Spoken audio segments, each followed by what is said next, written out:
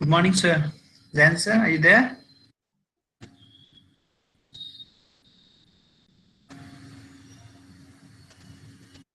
Hello. Yes, sir. Yes, sir. We can hear you. नहीं, there was a problem actually. Uh, there's there's an internet Wi-Fi problem. So right now I'm on through the phone internet. I'm just trying to Sure, sir. I'm just trying to connect my laptop and then log in through the laptop because I just want to share screen and also show stuff there. Uh, Sure, sir. 1 minute. We'll wait. Yes, sir.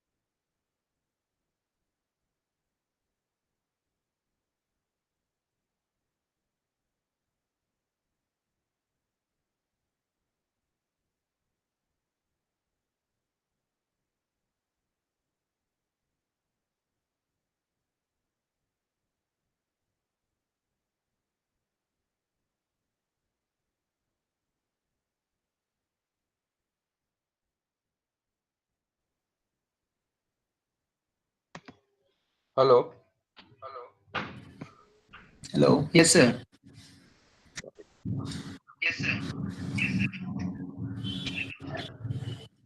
One second. Let me just. Oh,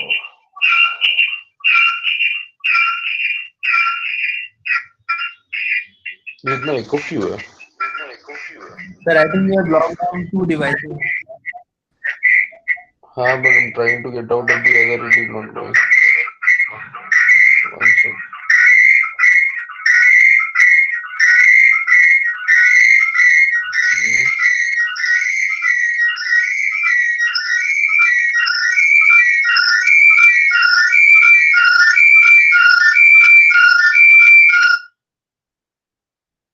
Okay.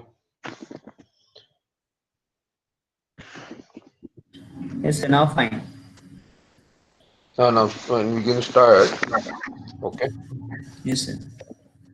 Hmm.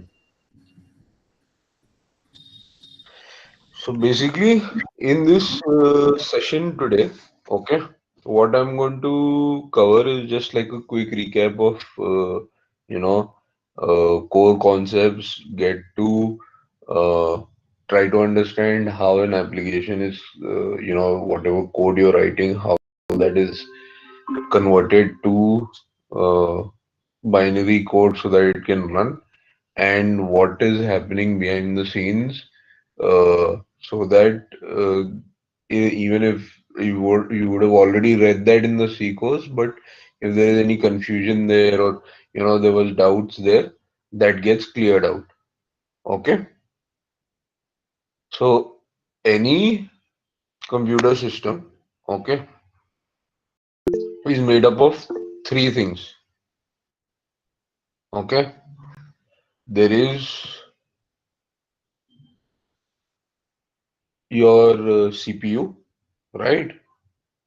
because that is the main and that job is to run the instructions that you want the computer to do, right? There is memory, which is your RAM, right? Which is the place where things that need to happen get loaded and the CPU interacts with that to get the instructions and things like that. Two, so so there's memory, and then there are input output devices, your keyboard, your mouse, your printer, your hard disk drive is also a input output device. Your your internet connection, like your Ethernet port, your network card, your Wi-Fi card, all of that is also just an input output device, right?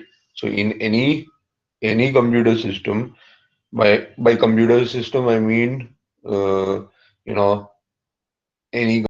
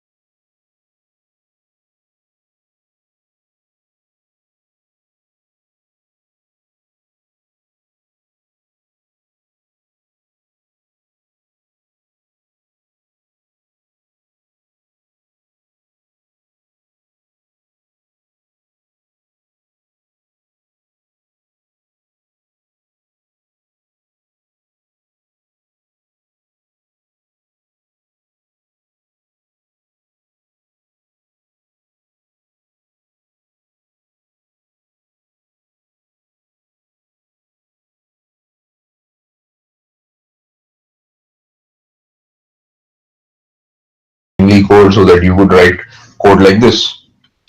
And this was the way people used to write code initially in assembly. Fine. So your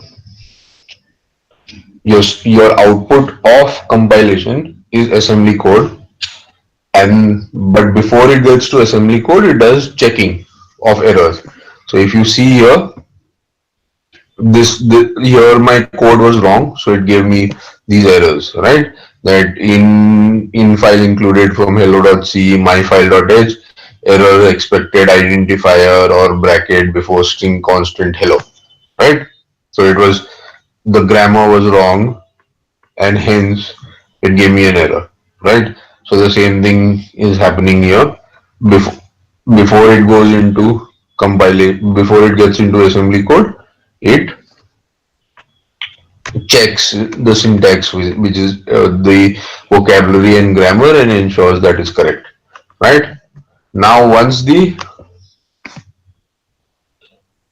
assembly file is made, now you can use that assembly file, and from that create what is called the binary file, right? Or object file. So that is gcc minus c. I've done hello.s, that you can see created this hello.o.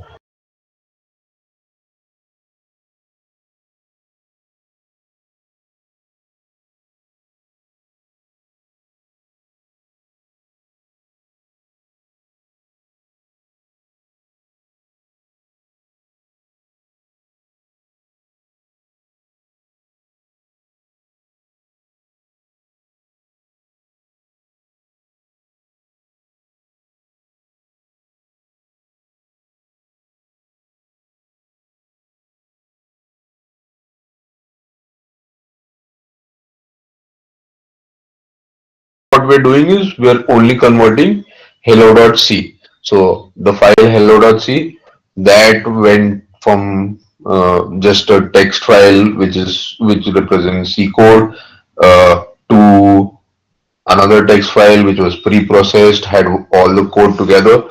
That was this part. Then from there it went to assembly, which is this. After compilation, it went through an assembly process, which the assembler ran, and then converted it into binary, which is this, right? So hello.c got converted to binary, which is hello.o. But now to make it run or make it execute, there is still one thing that is missing, that is not done yet. The thing that is not done is this function printf, that is not written by us. This function getch, that is not written by us, right? But and that is not part the how what that those functions are supposed to do. What these two functions are supposed to do is not part of our code, right? But it is part of the standard C library, and it has to come from there and get joined into our program, right? It has to get linked into our program. So the final stage is the linking process, where the linker comes in and asks, sees the program, sees this .o file, and says, okay, what information you don't have. Okay, you don't have the what should happen when printf happens. You don't know what should happen when getch happens, correct? Okay, let me go and get those programs for you. So it goes and gets those functions and joins them to your program, and then eventually it goes and creates your minus o hello. I'm going to use hello.c, and I use this.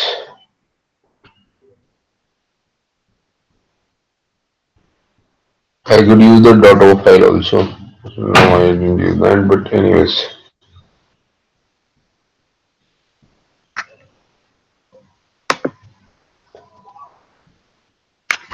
So now if I just do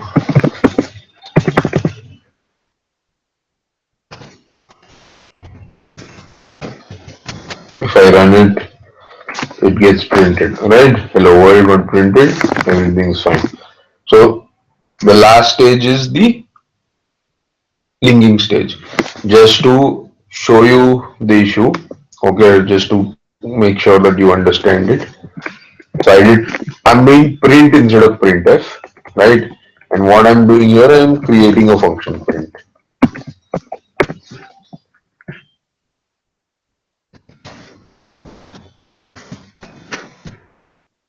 So here I'm just declaring it, but the definition is not there. And now let us do this stepwise, okay? Sorry. So we're going to do this stepwise. We're going to first just do till creating the binary, right? So we're going to just create the binary. I'm going to delete this just so that, okay, so the hello.o doesn't exist right now. I'm going to run this. So now when I run it, hello.o came. There was no compilation error. See, fine. There is no compilation, nothing. But now if I just try to create, I'm going to delete the hello.exe also. Right, hello.exe is deleted. Now if I just try to create the hello.exe using this .o, right? So I'm using the .o to create. It says undefined reference to print, right? So this is a linking error now because we declared print, so we are telling the compiler that there is a function called print, but the definition of print is not there. So the linker tried to find it in our file, didn't find it in our file. It tried to look at it in all the standard libraries. It didn't find it there, and hence it gave this error. Understood? So the three stages are pre-processing, from pre-processing compilation to assembly, assembly to linking, right?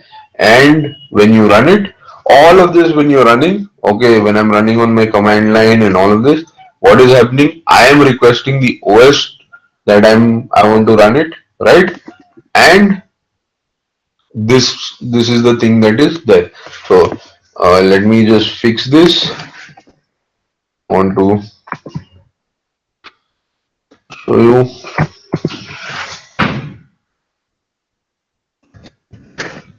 Let me just print it. Okay, and now we're going to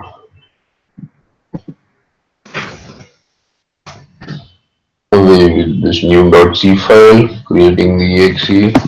I'm going to run hello.exe. Now what I want to do really quickly is add from the task manager, show you, right? If you see, we should be able to see,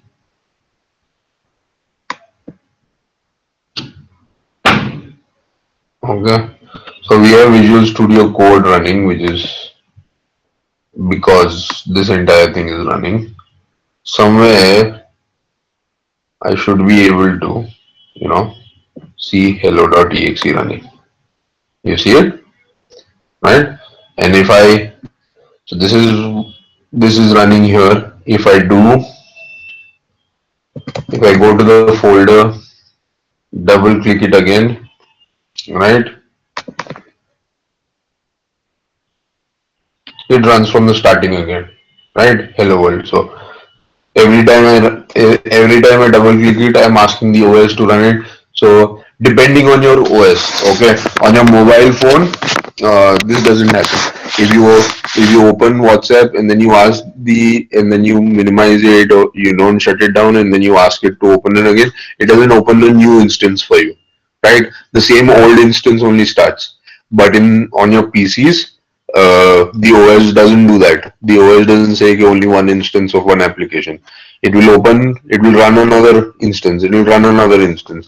So every time I double click it, it will open a new instance. Again, hello world. So now here I have one, two, two hello world, two. I have one here, I have one here, right?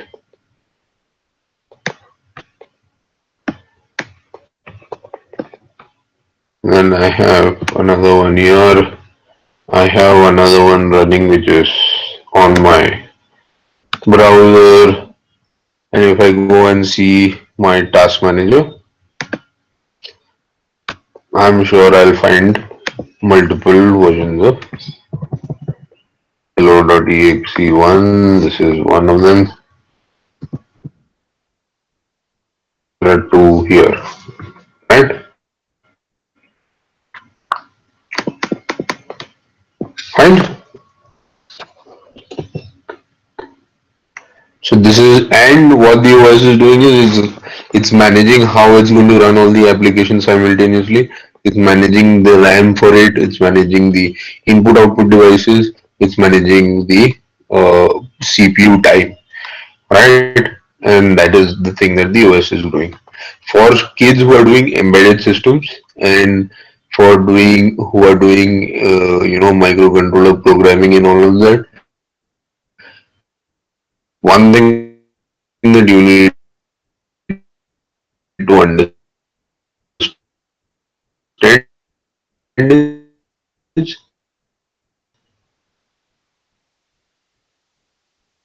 that when you move from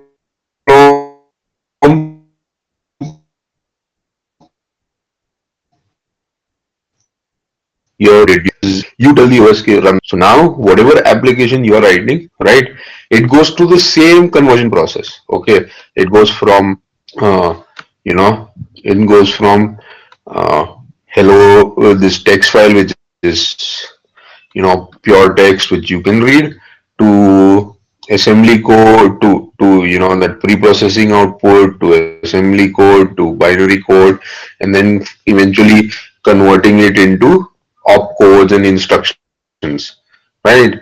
And now on Windows it is an exe file, right? Because Windows represents it as an exe file, right? On Mac it is an .exe file, right? On Windows you need to have an extension to it. You can just give any name and that is the file as long as it's the type of the file is an executable type. It will execute it in on your when you get into embedded, right?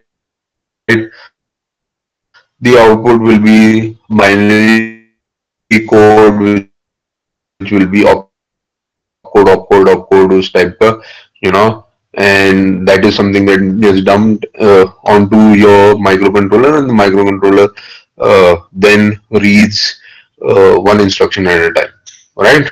Questions till now?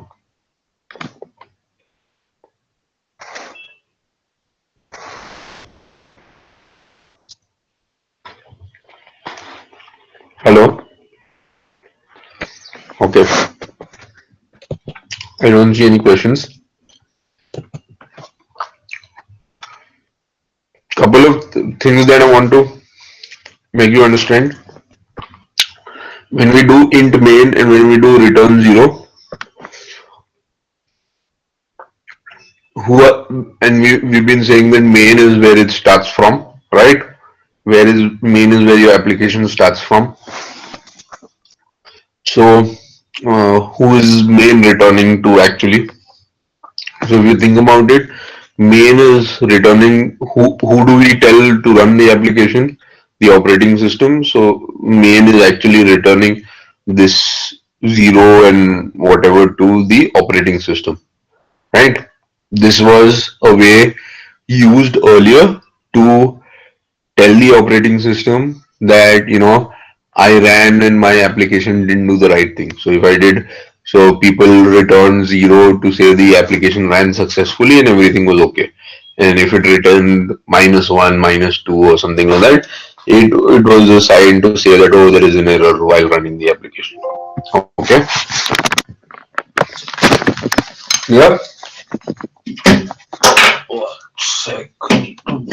Quickly.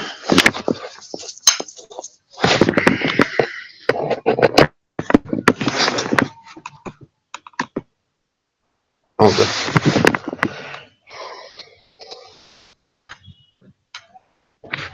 Any doubts or confusion till whatever I've shown till now, type it on the message box.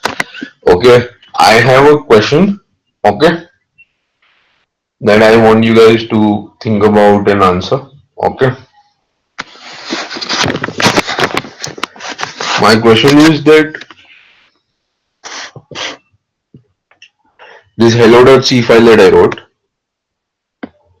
right? It is saved on my computer, right? It is saved here, right? And it is on the computer. And a computer is an electronic device, right? So eventually, whatever got saved, right?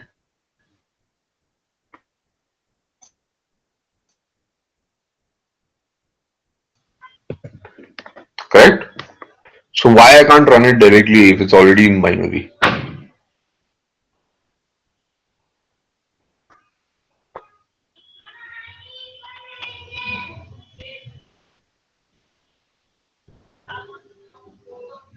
Whoever has an answer can just type it out on chat. Okay. And I hope you. The question is the hello.c file I wrote. Okay. That is saved on my computer. No, no, but hello.c is saved on the computer. Correct? And computer is an electronic device. So it only understands ones and zeros. So if it is saved in the computer, it has to be in binary, no?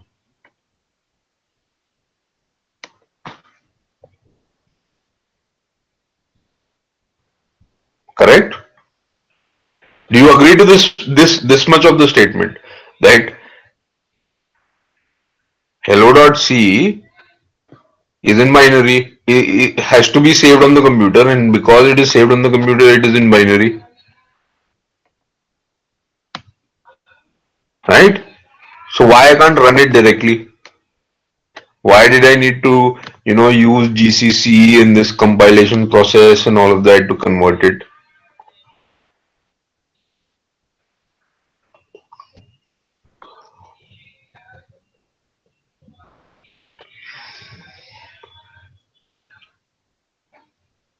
Let's say I'm not writing code that needs linking.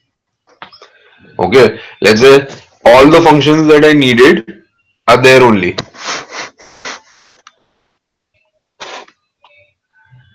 Assembly code doesn't run, no, directly. Why this convert? If everything is even assembly code is saved on the computer, assembly code is also text only, correct? And everything is saved on the computer. So because it is saved on the computer, it is binary. Assembly code is also binary only then.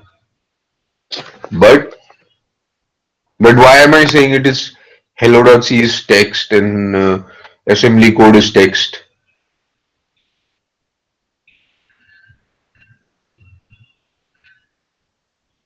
Yes, Rudvik is the correct idea.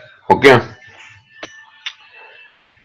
Hello.c is text means the binary code it is going to be saved in binary, but the binary is representing text. Okay, so everything on the computer is saved as binary. Okay, but it has a context. Okay, image file is also binary. If this recording that is happening and eventually there will be a video of this or an audio clipping of this, that is also going to be a binary only. Like the contents, like from the computer perspective, everything is binary, so that will also be binary. But for us, in what context was it saved? In what? How are we going to read that binary code? So in this case, all of this is actually saved as ASCII characters, right? Where every character is represented as a number, and then and then that number is saved. And then when we try to read it, we read it as ASCII. If we try to run this, it might run, okay, but we don't know what will happen because the CPU will try to read it as opcode, opcode, opcode. The same thing happened here. When we tried to open hello.o, what did it say? It said that I cannot open this editor because it is either binary or uses unsupported text encoding, right? So it is a text encoding that I don't understand. So do you still want to open it? If I try to open it, it shows me garbage, right? Or it shows me things that I can't really read it because this is something that the CPU would understand, but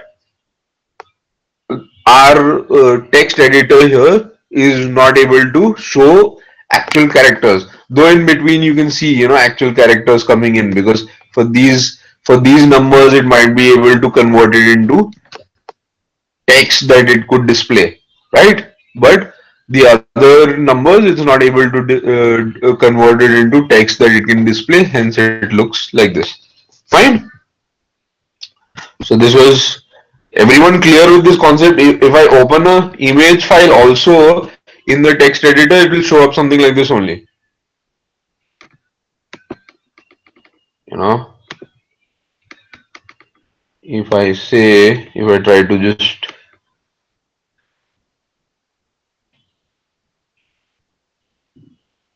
uh,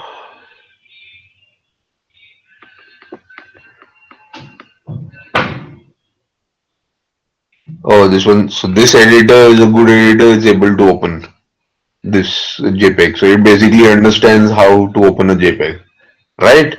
But if I open the same thing in Notepad,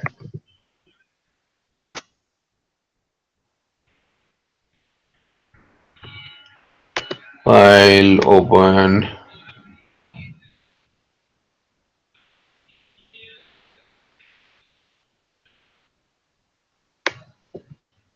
pictures, all files open. So I am opening in Notepad. Notepad is confused about it. It's just showing random, characters on the screen because it doesn't know how to open this file, image file. Okay. So everything is stored on a computer. Everything has context, right? Now the second question. Uh, we looked at this assembly code, right? This is also human readable form only, right? And this is also text only, right? And people were writing programs in assembly code, right? And people had written millions and millions and of lines of code in assembly code already to do quite a few things. But still, people went on and created, C and B, C and Fortran, Pascal, and then C++, Java, and all these different languages, right? Why? What was the one of the major reasons that people went away from assembly code and moved to a higher level language? And why is assembly code actually called lower level language? And why is C and Java and C sharp and all of those called higher level languages? You know,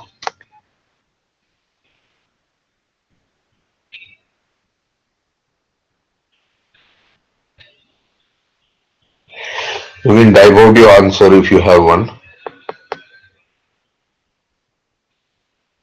Do you understand the question? Assembly code was there, was a way of writing programs. This thing that you see here, right? People used to write programs like this, right? And it is human readable and all of that, right? Uh, People who know assembly code know how to read this code and know how to write it, understand how to write it. You could make functions here. All of that is also there, right? So now I made variables also. See ASCII, hello world, all of this. Not people used to understand this also. It's not about understanding. No, I've already written millions of lines of code. Yeah, so what Yuvraj is saying is the right answer. Okay. Uh, if I've written millions and millions of lines of code, right? But I wrote it because this assembly code is linked to directly mapped to the opcode, right? Of the binary opcodes, right? So all the instruction set of the microprocessor or microcontroller, right? Uh, no, the answer that you gave, that the assembly code is actually mapped to a particular microprocessor and microcontroller. So obviously the registers and all of that is mapped there also. But if I wrote the program for, let's say, Intel, it might not work for ARM, and it may not work for some other microcontroller company and things like that, right? So I would have to rewrite my entire code if the microprocessor or microcontroller changed, right? If my CPU changed, I need to rewrite it, and that got irritating for people because initially engineers and scientists were the only people using computers, and they were using it for R&D and calculations and things like that. Choice of which microprocessor or microcontroller to buy was driven also by the price of the microcontroller and microprocessor, which was business driven. Suddenly something better came out, something cheaper came out. People wanted to switch, could not switch because assembly code was written, and millions and millions of lines of code had to get rewritten. So eventually people said, you need to move to let's add a level of abstraction. Let us create a software that will convert everything to assembly code, you know, and take it from there. Okay. Now, you guys would have. I want to also explain that there are two different flavors, okay, of the programming language that you've seen. In C, here what we did, here we did in hello.c, we took this entire text that was there. Uh, it got converted completely into a .o and then an exe so that the CPU could run it, right? Uh, and this process of conversion happened, beforehand. So, for example, there are two people. One person knows English, another person knows Hindi. They need to talk. There has to be a translator in between, and that is what this GCC compiler driver is, right? It's a translator, but this translation is happening in two types. Okay. In case of GCC, what happened is the entire conversion happened step by step, and the entire story, let's say this is the story, this entire story got converted into an exe that the CPU could run. Now even if I delete this version of the story, the exe exists, and I will be able to run it even though the original version doesn't exist. Okay. Now, so this is one thing that is there. This is how the conversion happens. The second type of conversion that could happen is, instead of converting the entire thing into hello.exe, I like one kind of translator is live translation, right? Where if whatever I'm saying, someone is translating that into Hindi and telling it to the other person. Okay, and that is happening live. So there are two things. One, what the entire story from start to finish is converted into Hindi and given to the other person. Now he can read it whenever he wants to, and now that copy and this copy is separate. They have no link between them. Uh, and if I delete the original English text, the Hindi text still remains, right? That is one way of conversion, right?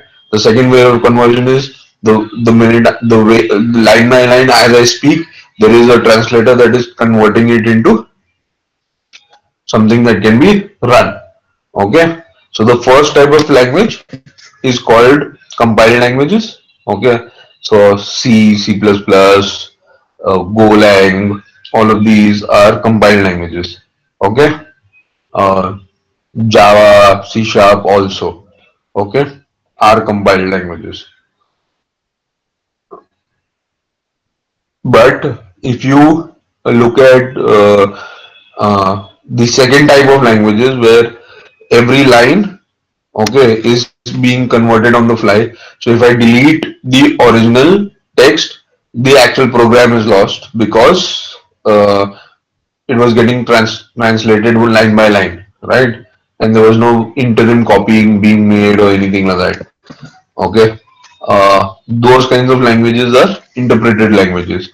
So JavaScript, Python, PHP, Perl are all interpreted languages. C Sharp and Java are a mix, hence they are compiled also and interpreted, right? So there are that if you have a question around that, some other time we'll discuss it. Okay. So this just I've just covered up the initial concepts part of it. When your program is run, it goes from it's actually saved. So this file hello.exe is actually saved on your computer. From the computer, it gets loaded, goes into RAM, right? Uh, the instructions are there. Then the OS some tells the CPU pick up this instruction from this particular location and run it. It runs that, and then the next, then the next, then the next, and that's the way it functions. Okay. Any questions till now?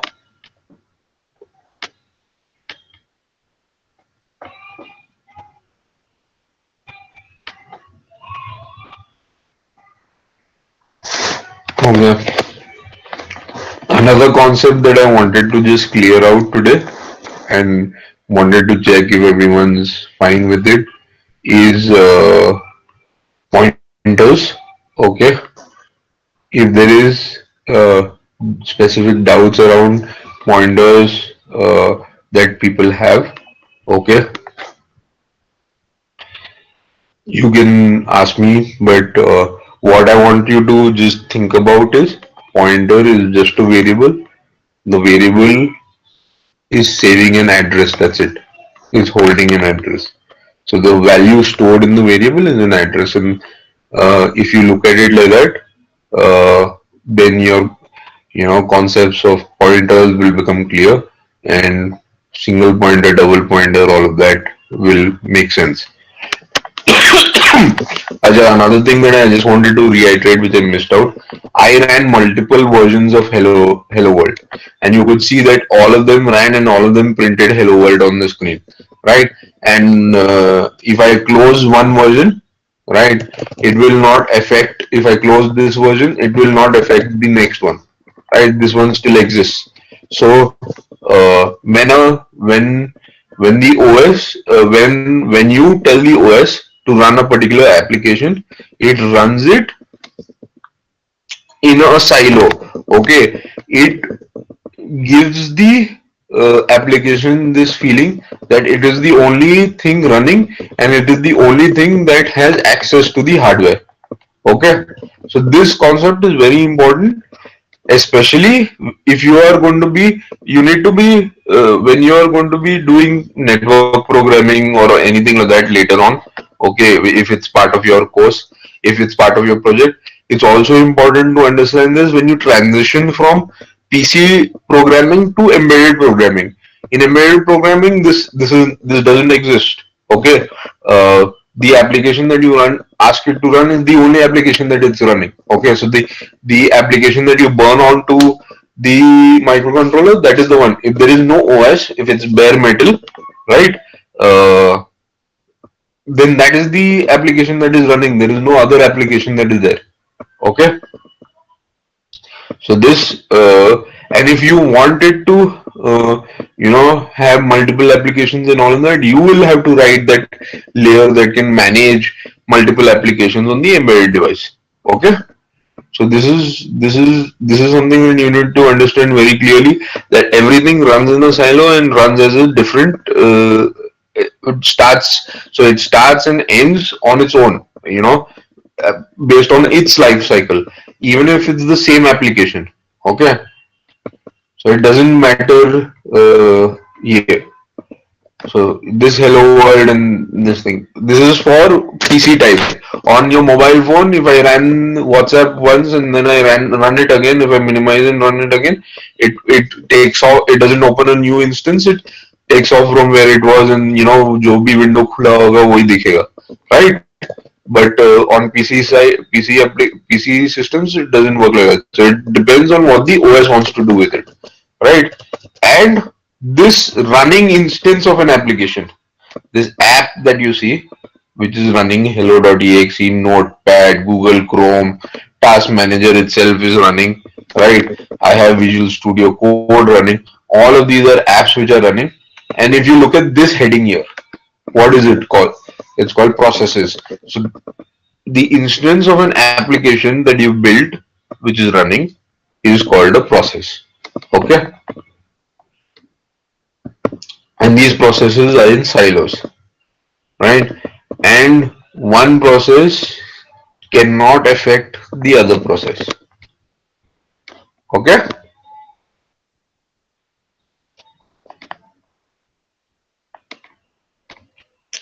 any doubts till now?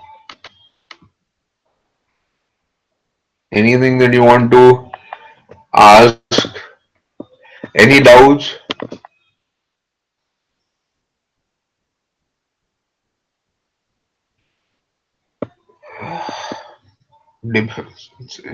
C++ is not the super class of C. Okay, C++ came up with few keywords and few ways of doing things differently than what C was doing. Okay, uh, just to solve or to provide certain programming design. So so let's put this, yeah, object oriented programming, or design patterns and all of that, is effectively design, software design concepts. Okay, it is language independent. Okay, it is a design process, it's a thought process of how you want to structure things, how are you thinking your software is going to function and be designed. It is not connected to your programming language. Okay, what happened was people saw limitations or problems in doing certain things. So concepts of object-oriented programming can be implemented and can be used in C as well, even though there is no uh, keyword called class or uh, new and things like that, right? But the constructs of C still exist, right?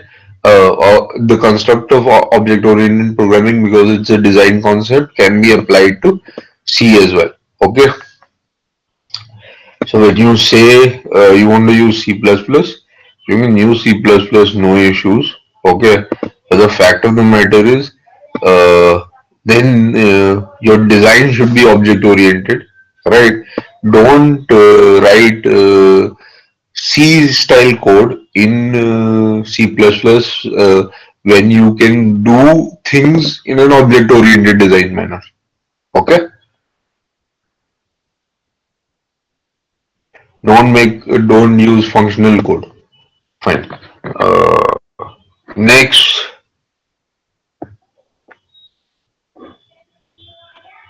any other doubt? Yes, please ask questions, students. Then I'll just, Yes, yeah. Yes, sir.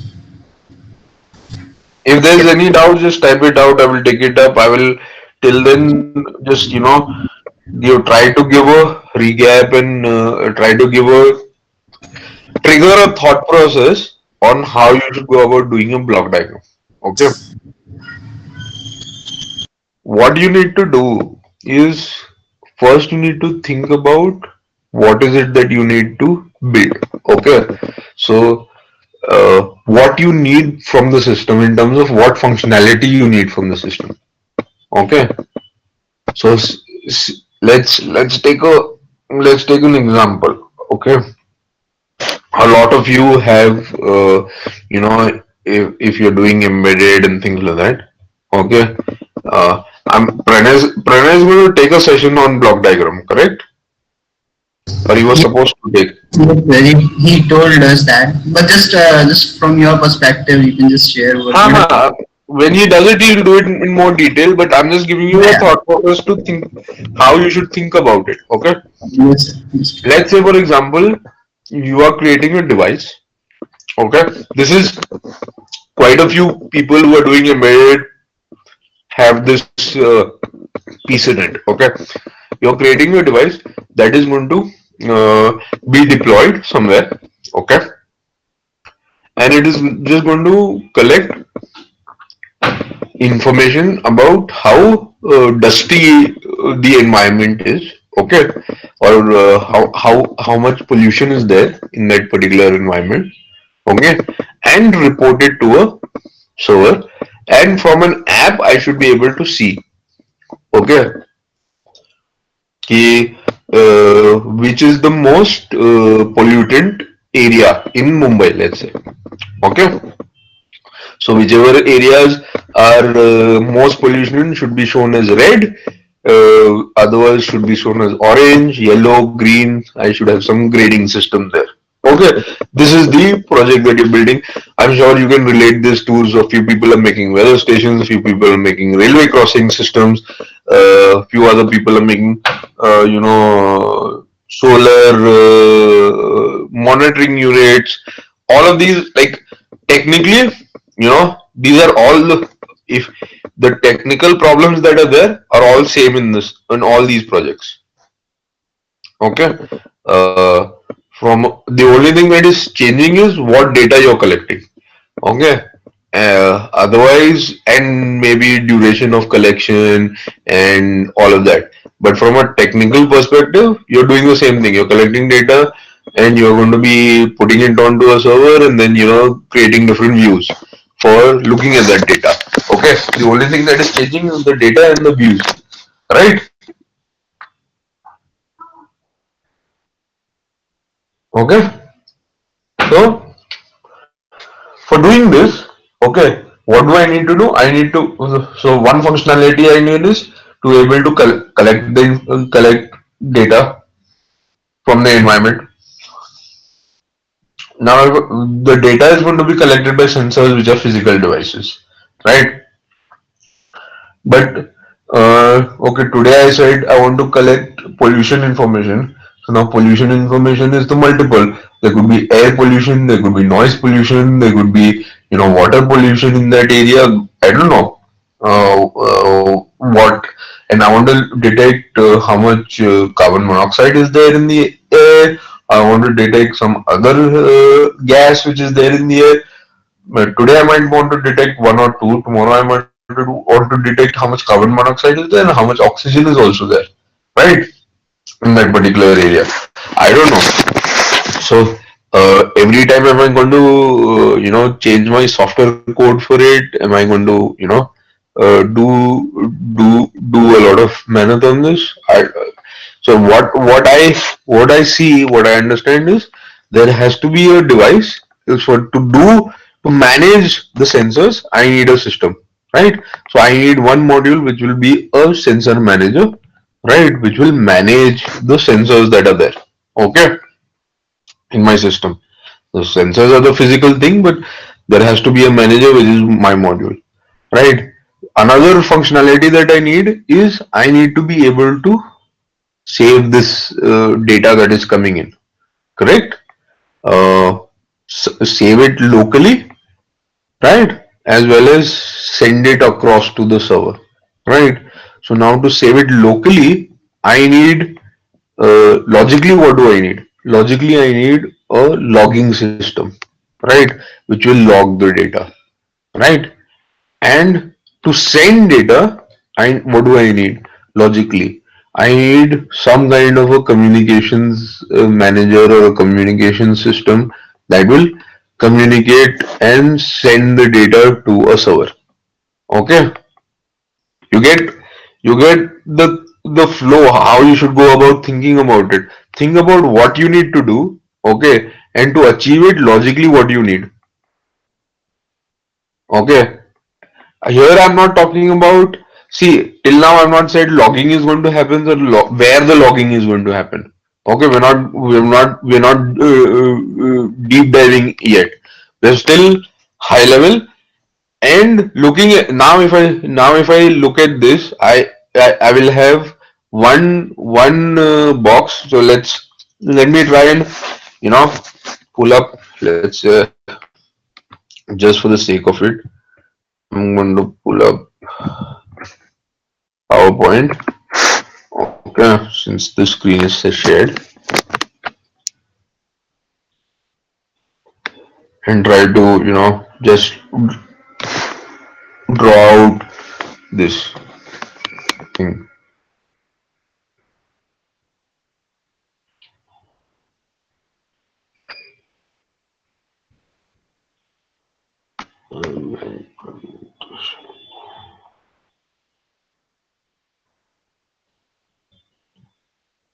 So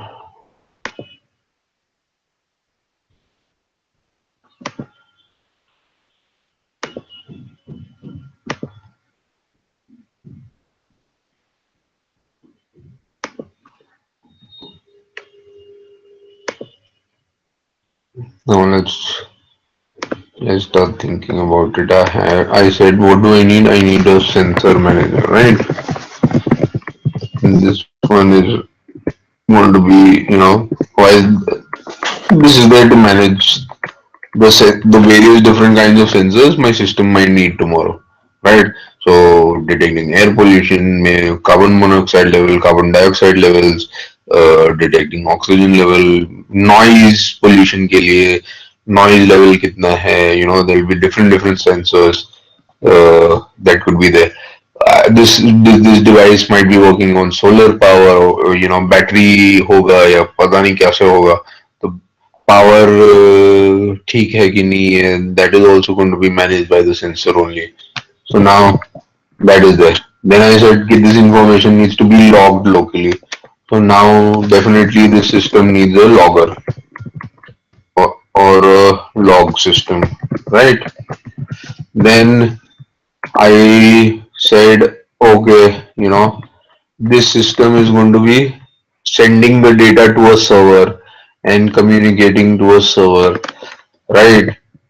And whatever data is logged locally is also sent remotely.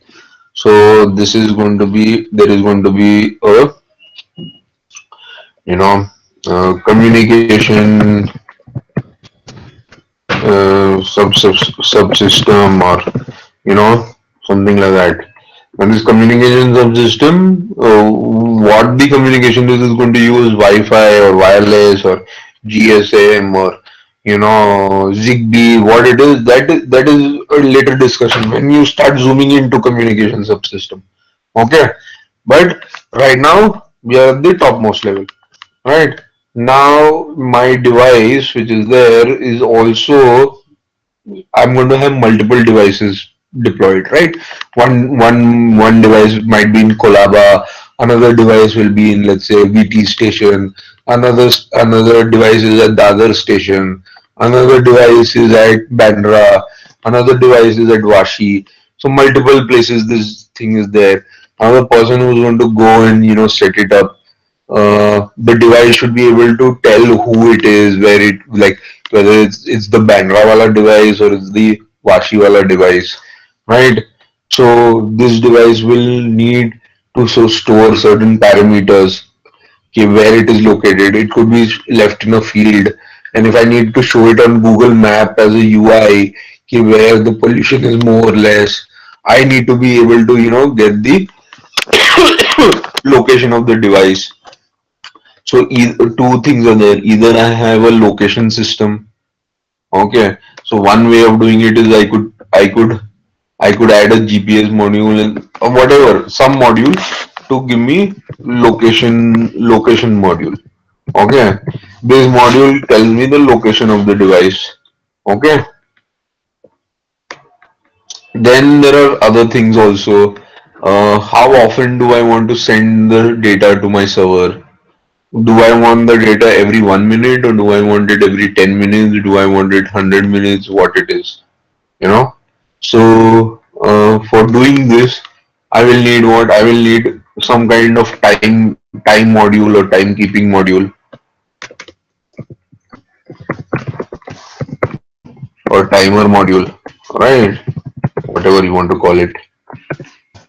That is giving me a sense of time कि okay 10 minute हुआ 1 minute हुआ okay and send it now, do things like that, right?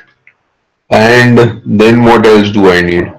Maybe I need 10 minute के लिए करना है कि 1 minute के लिए करना है, this and who my server is, right? Whether my server is the one, I don't know which server to communicate, so that also is information that needs to be saved somewhere. So I need to have some kind of parameter saving concept. So maybe these are all configuration parameters, right? So configuration parameter service I should have, you know, that is going to just save all the configuration parameters and things like that. Uh, Device might have, am I going to create a UI for this device that is going to be deployed? Maybe not, I don't need to show anything LEDs और ये सब से भी मैं उसको user feedback दे सकता हूँ. So now these modules are there. Okay. Obviously there is going to be one main control module. I'll call it main controller or something like that, which is going to orchestrate the actions between these people, right? Sensor manager kya hai? Sensor manager is going to be connected to various different servers. So here you're going to think about okay, multiple sensors. This is not part of your system. This is not part of your logical system. These sensors, because sensor तो कुछ भी हो सकता है. Sensor manager is part of your logical system, and logger is there. Abhi now logger is there. It is going to log configuration parameter service is there. That is going to also save configuration parameters. And if you think about it, both of these need a service or a kind of a system that is actually going to provide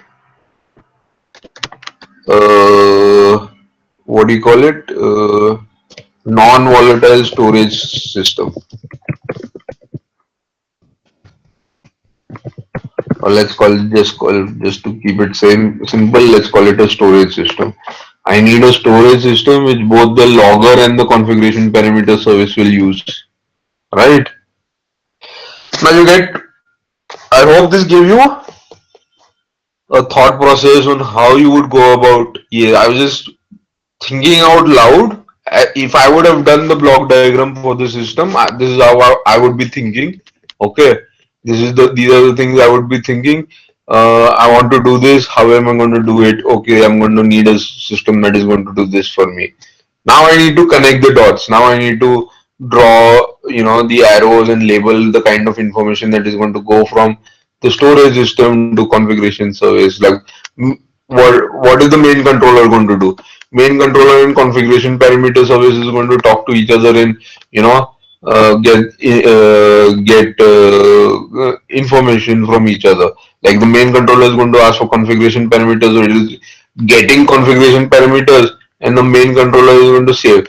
Now from outside, if I want to change a configuration parameter, let's say instead of 1 minute logging, I want to make it 10 seconds logging. So okay, from outside a command will come to the communication subsystem. The communication subsystem will pass the command and tell what command it is to the main controller. The main controller will effectively then, because based on what the command is, do a set to the configuration parameter. So the way the communication subsystem in main controller is working is, uh, main controller will either send a message to the communication system to be sent out, or get a parsed message from the communication system. Correct? Any doubts?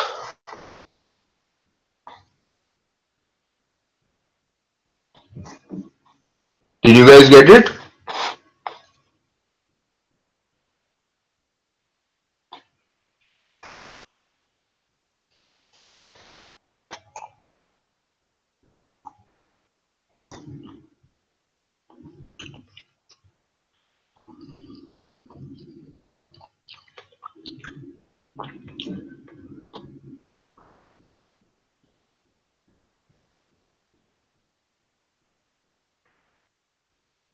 Okay, I don't think anyone has any doubts. Anything else anyone wants to discuss, wants to know?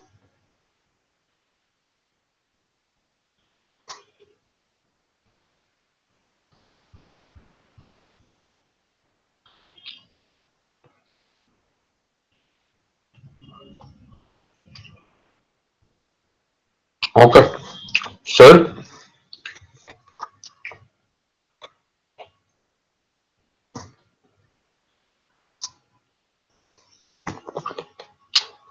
is he still useful in industry?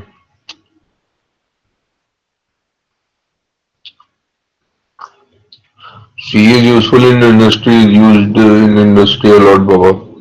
We as a company also still write code in C. All your embedded programming, a lot of it is happening in C. Right? Your if you want to think about it, Python, PHP ka interpreters are also written in C. Right?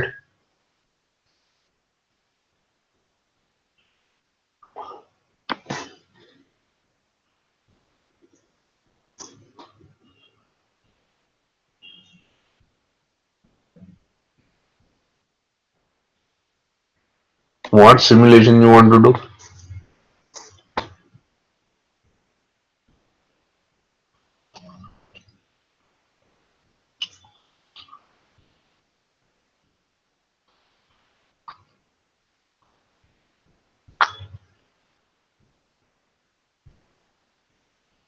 I don't know what your project is. I don't know what simulation you want to run, so I can't comment. There is a website for doing simulation.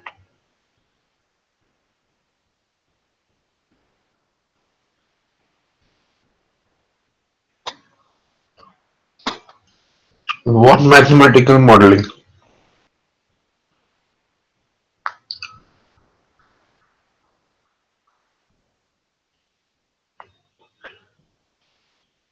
You're talking about the device side of it. How are you going to simulate the device?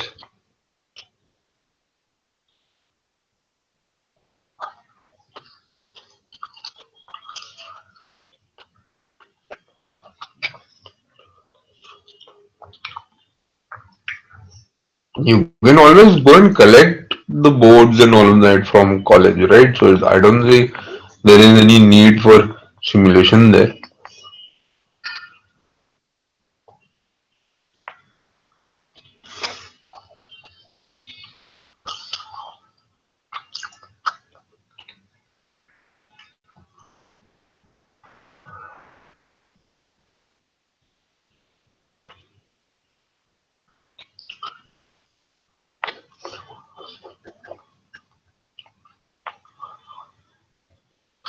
Use some other board that is available to you locally.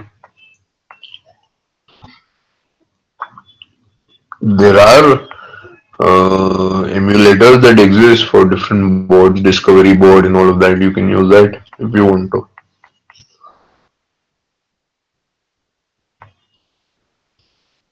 Mathematical sensor, mathematical modeling. Which sensor? What modeling you want to do? What is the problem?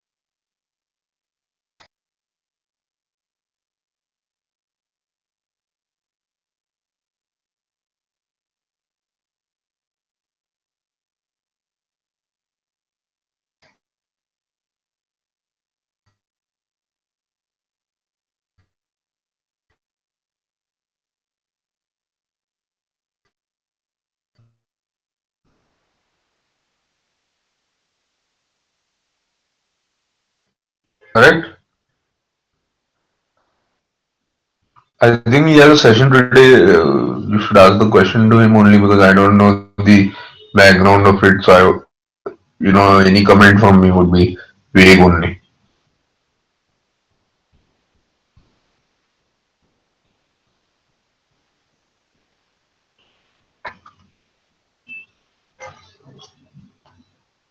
Okay.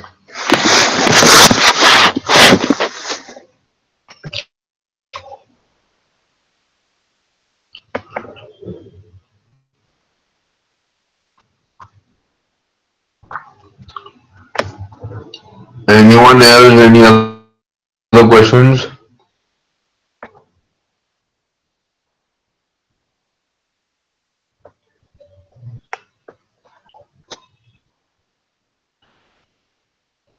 So we can end. I don't think anyone is asking any questions. Vijaypal sir?